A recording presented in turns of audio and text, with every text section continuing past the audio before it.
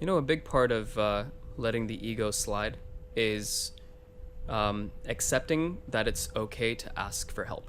Yeah. I find because if you're unable to ask somebody else for help, let's say if it was in the context of women of Hong Kong, Yeah. there are women publicly asking for help Yeah. because COVID has dealt them the wrong hands, right? And of course, you can only be empathetic with people who allow themselves to be empathetic with. I don't even know if I phrased that correctly, but you know what I'm trying to say. No, yeah, no, I, Yeah. I understand. Yeah. And look, I mean, I'm happy that you have reconnected with your sister. A few years ago, I did this self-development course that was very, very confrontational, and I'll explain why. It was confrontational because Interesting. it was very confrontational because essentially the format of it was a room filled with let's say like 50 people, Okay. and everyone would be sitting in the crowd, and there would be one mic up on the stage.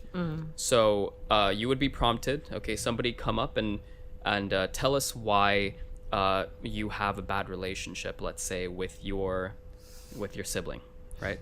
Person would put their hand up. Yeah. They would go up and they would list out, okay, my sibling called me an asshole when I was a kid in front of 100 people, and it really embarrassed me, but I forgave her. But then after that, she used to make stuff up about me at home, and I would always get in trouble with mom or Yeah. whatever. And it was this idea that over time we build stories about people in our lives, and it's very difficult to let go of stories because at the end of the day, as intelligent human beings, life is just a story. Yeah. Our brains are just models of an external world in our experience. Yeah. So that whole weekend was just unlearning everything that we thought we knew Yeah. about the people in our lives, and accepting that, hey, you can actually begin life with a fresh slate. You need to let go of attachments. Yeah. And while that sounds very monk-like, Yeah.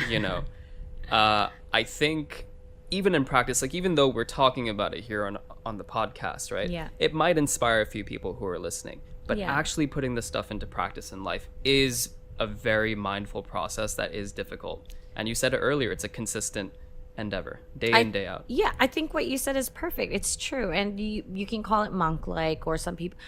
I think it's much needed. Anyone that shies away from what you just said it just means that they have things that they need to work on that they're afraid to address, because that sentence alone, that advice alone tells you to look at yourself and let go of things that have been keeping you. What was this? I think it was Rob Dial. It was like, anger is like letting someone live in your head rent free. Why would you do that?